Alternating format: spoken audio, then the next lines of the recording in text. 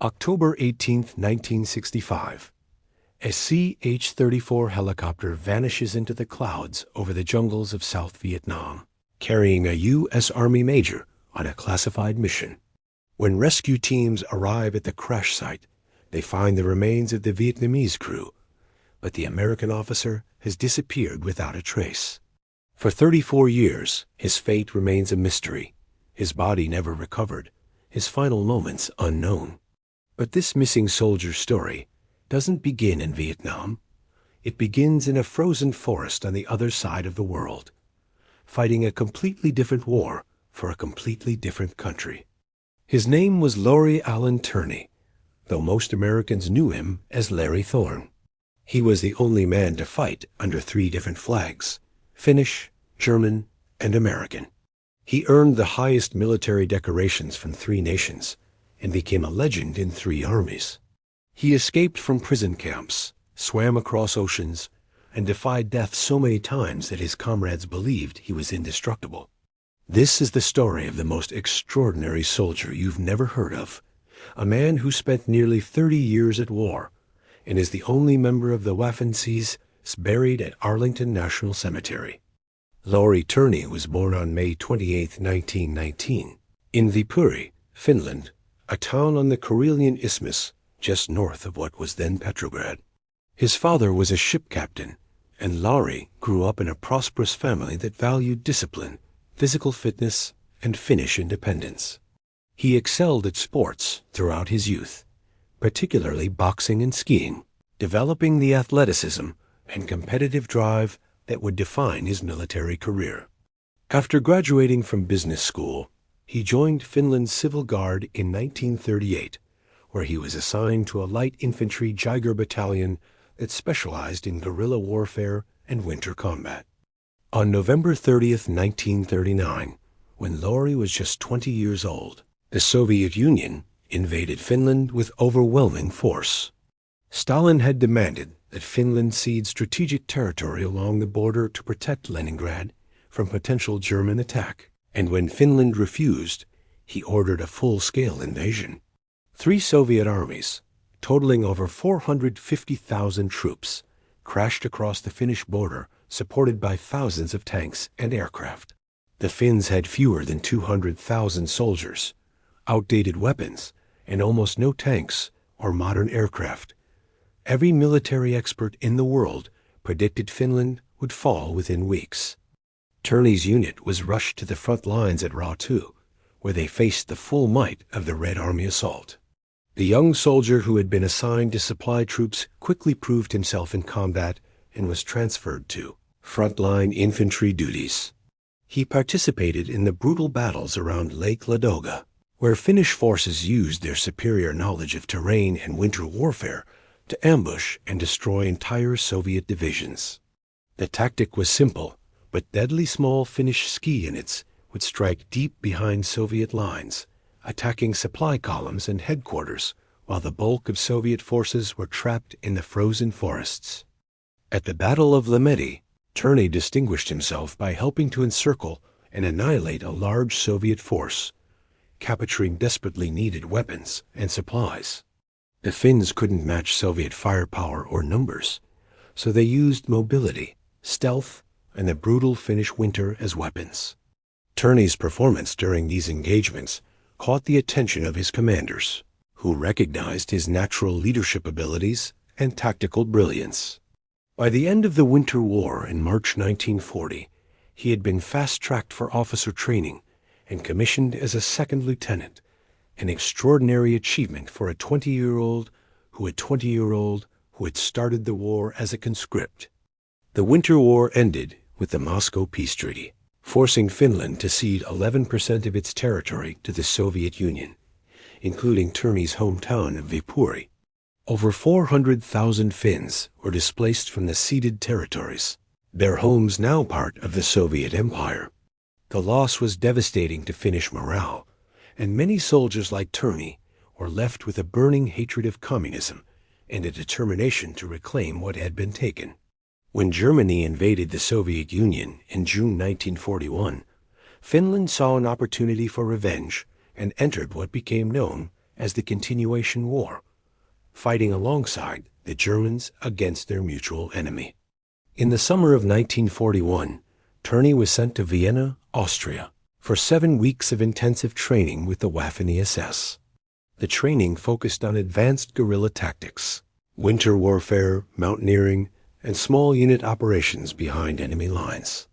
The Germans recognized him as an Untersturm, equivalent to a second lieutenant in the SS, though he remained a Finnish officer serving Finnish interests. This training would prove invaluable when he returned to Finland and took command of specialized units that operated deep in Soviet territory, far from friendly lines and conventional support. In 1943, a special unit was created under Törni's command, known simply as Detachment Törni. This was no ordinary infantry formation.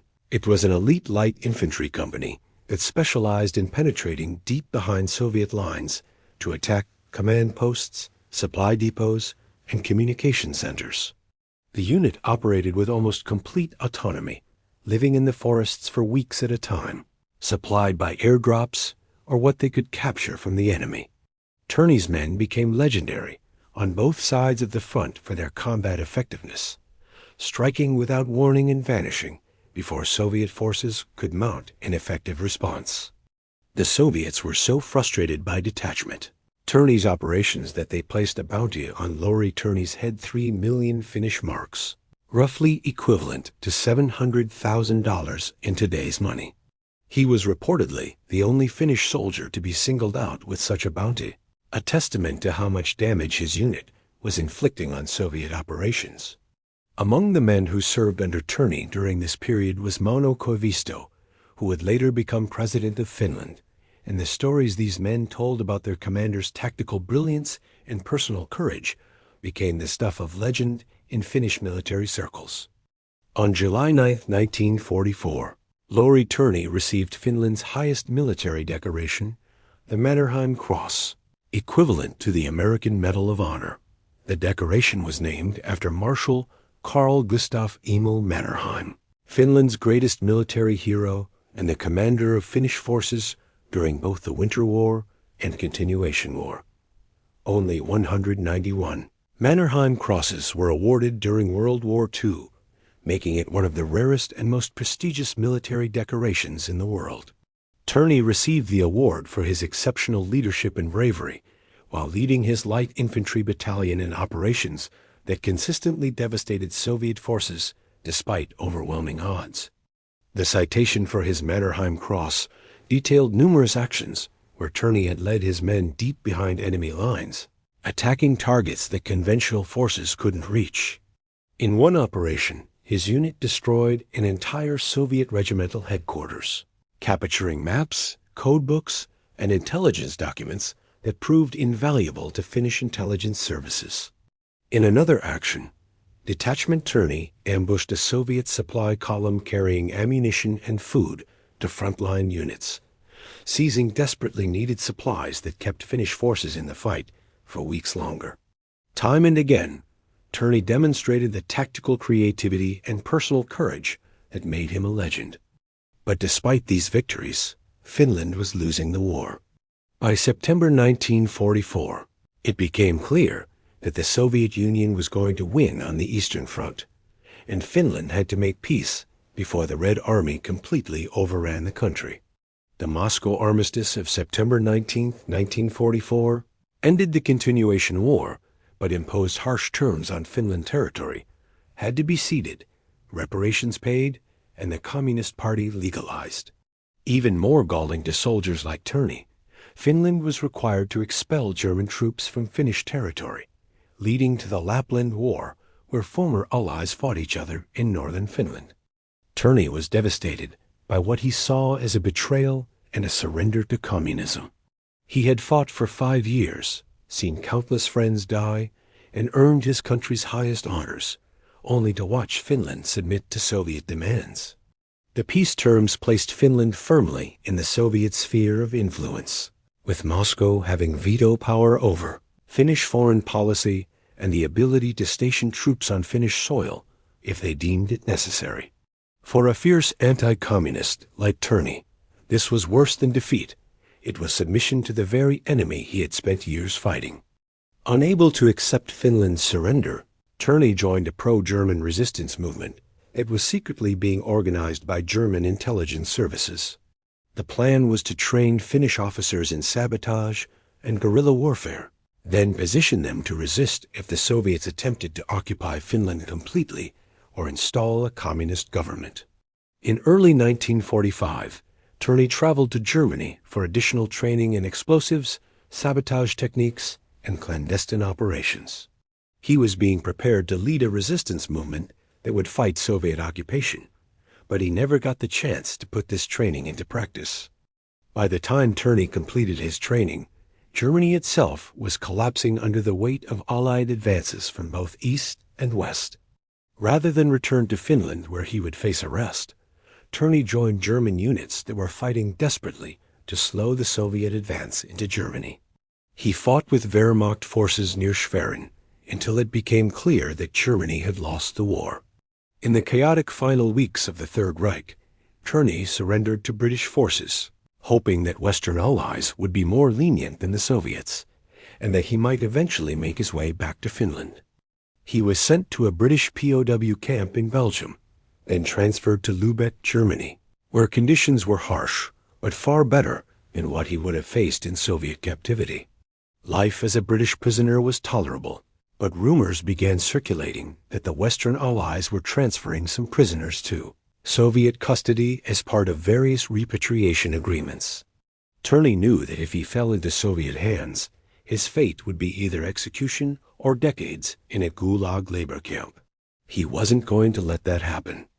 In July 1945, Törni and a fellow Finn named Solmu Kurpila escaped from the British POW camp through methods that remain unclear to this day. What is documented is that they posed as former prisoners of the Wehrmacht and convinced a British Army captain to give them a ride to Copenhagen. From there, they secured travel visas from the Finnish consulate and made their way back to Finland. Törni had survived the war and escaped captivity, but the worst was yet to come. He was coming home to a country that now considered him a traitor. When Lauri Törni returned to Finland in August 1945, he was almost immediately arrested by the Valpo, the Finnish state police. The Soviet Union had demanded that Finland prosecute any of its citizens who had collaborated with Germany during the war, and Törni's training with the Waffen-SS made him a prime target.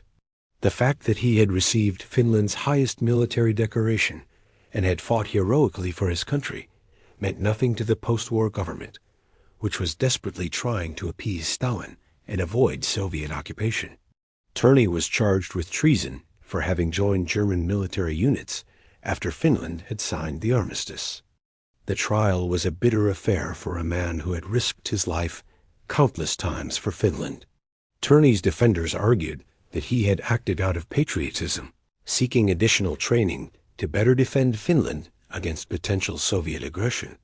Prosecutors countered that he had violated Finnish law by serving in foreign military forces after Finland had made peace with the Soviet Union. The court found him guilty and sentenced him to 6 years in prison, a devastating blow to a man who had expected to be treated as a war hero. He was placed on a train headed to a high-security prison to begin serving his sentence. But Lauri Törni had escaped from a British POW camp, and a Finnish prison train was not going to hold him.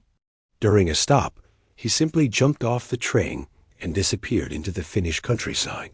For the next few months, he reunited with his parents and his sister Kaija, all of whom had been forcibly relocated from Viipuri to Helsinki after the war. He worked at an electrical supply firm under his real name, living openly in Helsinki, while technically being a fugitive from justice. It was a surreal existence. The government knew where he was, but seemed unwilling to rearrest a Mannerheim Cross recipient. In 1946, however, the political situation changed and authorities came for him again. This time, Törni was successfully imprisoned and began serving his sentence. Prison was psychologically devastating for a man accustomed to action, leadership, and the outdoors. He spent his days confined to a cell, surrounded by criminals, separated from the military life that had given his existence meaning. But Törni's luck hadn't run out. In December 1948, Finnish President Juho Kusti Paasikivi granted him a pardon, recognizing that jailing a war hero was politically problematic and that Törni had already served half his sentence. Upon his release from prison in 1948, Törni faced an uncertain future in a Finland that was firmly under Soviet influence. He was blacklisted from most employment opportunities, constantly under surveillance by Finnish security services who feared he might join resistance movements, and living in a country where communist sympathizers held increasing power.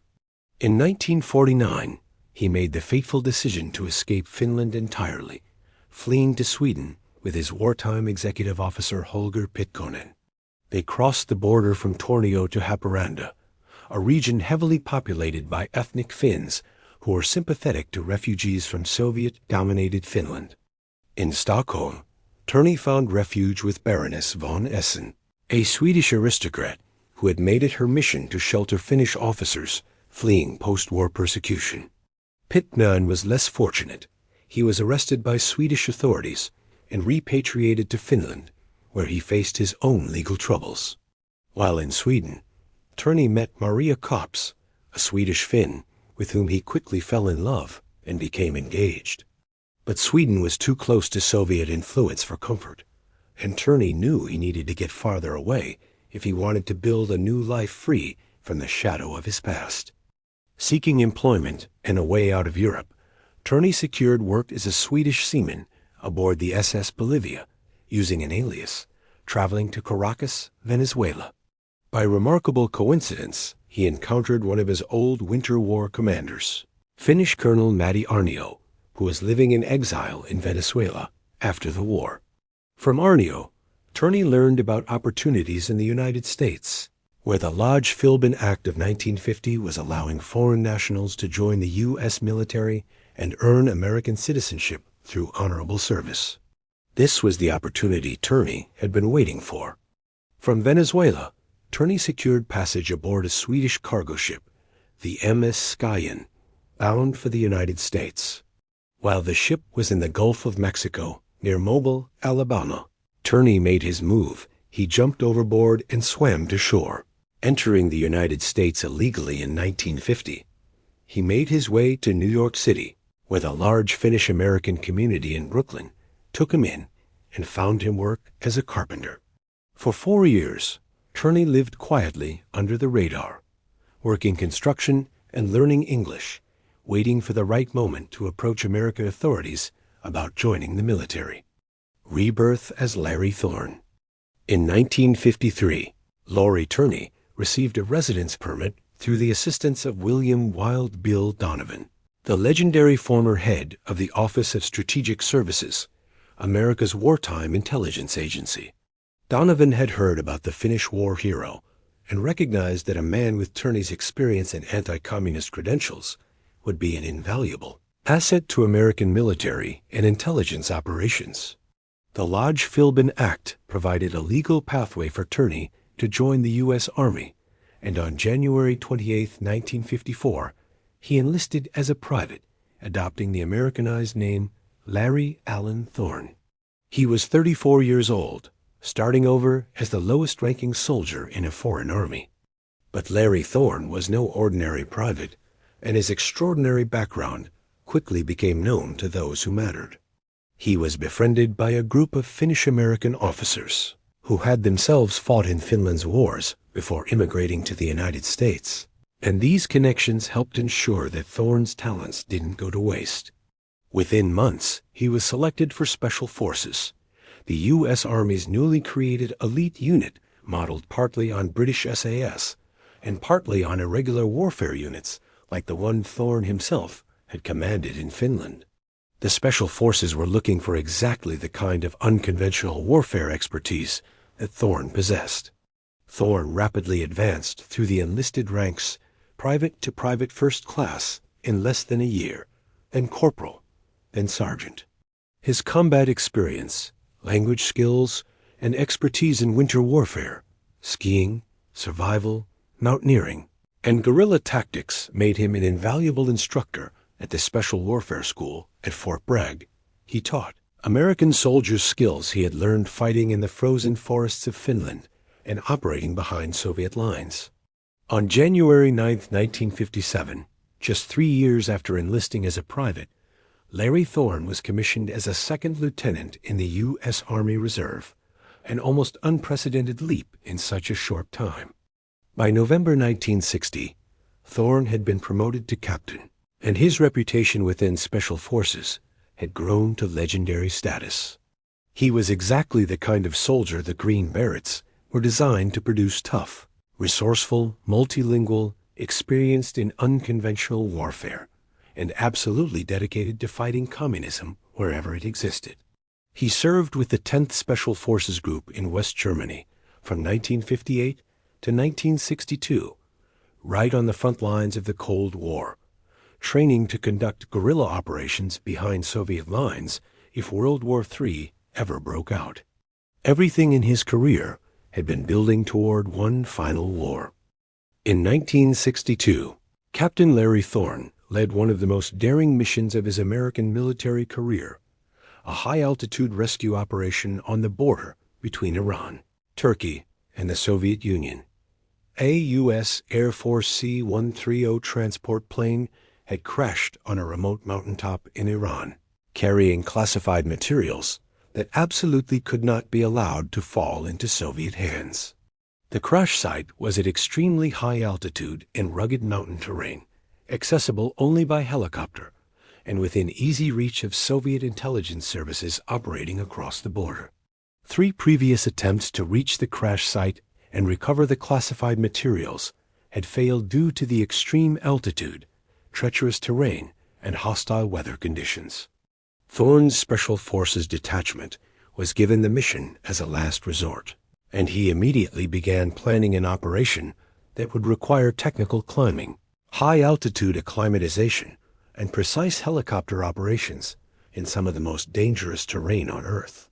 The team spent weeks preparing, studying maps and aerial photographs, gathering specialized equipment, and training for the specific challenges they would face. When they finally launched the operation, Thorne led his men up the mountain under conditions that would have defeated most soldiers: thin air, sub-zero temperatures, and slopes so steep that one misstep meant a fatal fall. The mission was a complete success. Thorne's team reached the crash site, recovered the bodies of the American aircrew, and secured all classified materials before they could be compromised. They extracted everything down the mountain using techniques that combined mountaineering, tactical planning, and sheer determination. The operation earned Thorne significant recognition within the Special Forces community and demonstrated that he was as effective leading American soldiers on a modern battlefield as he had been leading Finnish ski troops 2 decades earlier. His ability to accomplish missions that others had failed at became part of his growing legend. But Thorne wasn't satisfied with training missions and mountain rescues. By 1963, American involvement in Vietnam was escalating, and Special Forces units were being deployed to advise South Vietnamese forces fighting against communist insurgents. For Lauri Thorne, this was everything he had been fighting for his entire life: another chance to fight communism, this time on behalf of his adopted country. In November 1963, he deployed to Vietnam with Special Forces A-Team 734, ready to face an enemy he had been battling in one form or another for nearly 25 years. Captain Thorne's first tour in Vietnam took him to the Mekong Delta, one of the most challenging operational environments in the entire country. The Delta was a maze of rivers, canals, rice paddies, and dense jungle where the Viet Cong had established a strong presence and could move almost at will. Thorne and his A-Team were based at Tin Binh near the Seven Mountains area, where they worked to train South Vietnamese forces and organize local defense militias. The work was dangerous, exhausting, and frustrating. The enemy was everywhere and nowhere, striking without warning and melting back into the civilian population. Thorne applied the lessons he had learned in Finland to the Vietnam War, recognizing similarities between fighting the Red Army in frozen forests and fighting the Viet Cong in tropical jungles. Both enemies used superior local knowledge and irregular warfare tactics to offset American technological advantages. Both operated in small units that struck quickly and disappeared before conventional forces could respond. Thorne trained his Vietnamese counterparts in ambush tactics, night operations, and small unit tactics that emphasized stealth and violence of action over firepower and numbers. His unit became known for aggressive patrolling and successful operations against Viet Cong forces. During his first tour, Thorne was decorated twice for valor, though the specific actions that earned these decorations remain classified. What is known is that he led numerous operations into Viet Cong-controlled territory, that his unit inflicted significant casualties on enemy forces, and that he earned the respect of both his American subordinates and his Vietnamese allies. The 6-month tour was intense but successful, and when Thorne returned to the United States in mid-1964, he was already planning his return to Vietnam. For a man who had spent most of his adult life at war, peacetime in America felt empty and purposeless. In February 1965, Thorne returned to Vietnam for his second tour, this time assigned to the 5th Special Forces Group at Long Thanh. He didn't stay in that assignment long, however, because he was soon transferred to one of the most secretive and dangerous units in the entire War Military Assistance Command, Vietnam Studies and Observations Group, better known as MACVSOG. This was the unit that conducted the most classified operations of the Vietnam War, operating across borders into Laos and Cambodia, conducting reconnaissance missions, prisoner snatches, and sabotage operations that the U.S. government officially denied were even happening. MACVSOG was unlike any other unit in Vietnam. It operated under complete secrecy, reported directly to the highest levels of command, and conducted missions that violated the official boundaries of the war. The unit's primary mission was to gather intelligence on North Vietnamese operations in Laos and Cambodia, particularly along the Ho Chi Minh Trail, the network of roads and trails that North Vietnam used to move troops and supplies south to support the Viet Cong. These cross-border operations were incredibly dangerous because they were conducted with small teams deep in enemy territory, with no possibility of conventional reinforcement if things went wrong. As operations officer for MACVSOG, Thorne was responsible for planning and supervising these dangerous missions, ensuring that reconnaissance teams were properly inserted, supported, and extracted. The work required exactly the kind of expertise he had developed over decades of unconventional warfare: how to operate behind enemy lines with minimal support, how to gather intelligence without being detected, how to survive when everything went wrong. Thorne threw himself into the work with characteristic intensity, often volunteering to accompany missions personally when he felt his presence would improve the chances of success. October 18, 1965, was designated for the first clandestine mission of Operation Shining Brass, an ambitious program to locate Viet Cong and North Vietnamese Army, turnaround points along the Ho Chi Minh Trail, and destroy them with airstrikes. The mission was considered extremely hazardous due to heavy enemy presence in the area, difficult terrain, and unpredictable weather in the mountainous region near the Laotian border.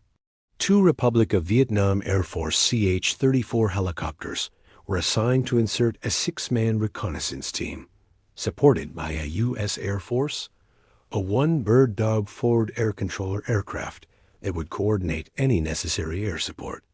The weather that day was terrible heavy clouds, poor visibility, and the kind of conditions that would normally ground aircraft.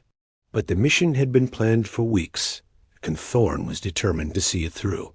As operations officer, he wasn't required to accompany the aircraft, but when he learned about the hazardous conditions, he volunteered to go in place of the assigned individual.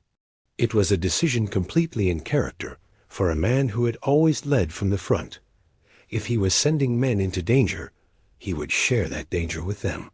He boarded the command CH-34 helicopter that would orbit overhead while the other aircraft inserted the reconnaissance team.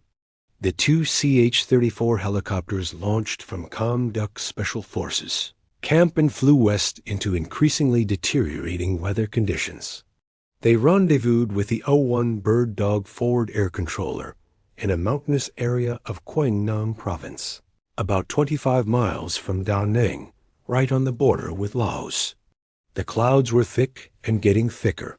The wind was strong and unpredictable, and visibility was nearly zero. The pilots were flying on instruments through mountain passes where a single error would mean death, but the mission continued because that's what Special Forces did. They accepted impossible missions and found ways to complete them.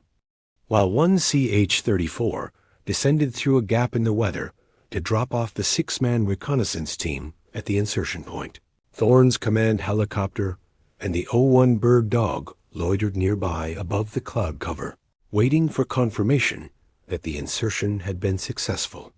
The jungle below was hostile territory. If the team made contact with enemy forces, the command helicopter would need to coordinate immediate extraction or air support.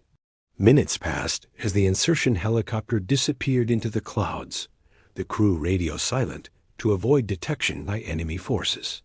Then the insertion aircraft emerged above the clouds. The team successfully delivered. Mission proceeding as planned. But when the pilots looked around for the command helicopter and the O-1 Bird Dog, both aircraft had vanished. There was no distress call, no explosion, no indication of what had happened.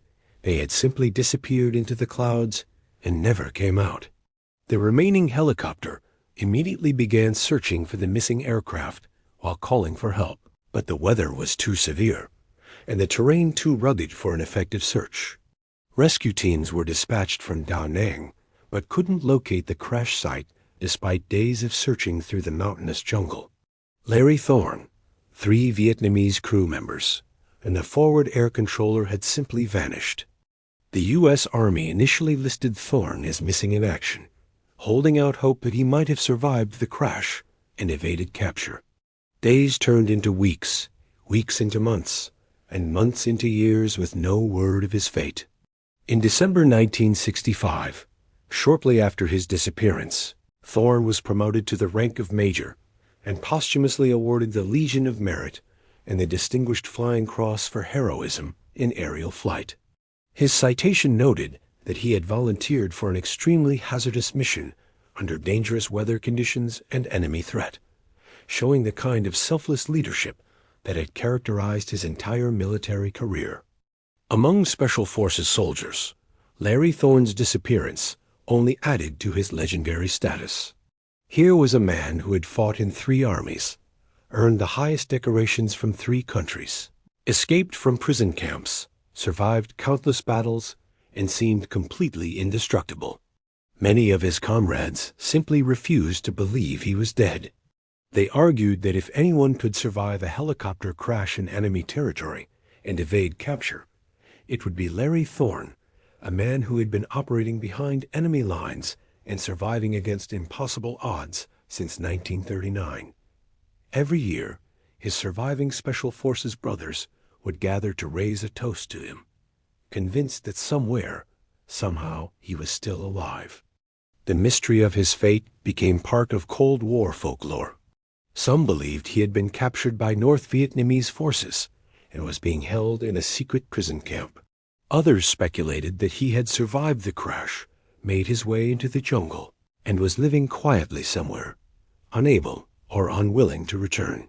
The most romantic theory was that he had been recruited by CIA or some other intelligence agency for black operations, so secret that his death had been faked to provide cover.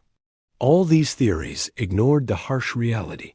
He had been on a helicopter that crashed in a severe thunderstorm in hostile territory, and the chances of surviving such an event were essentially zero.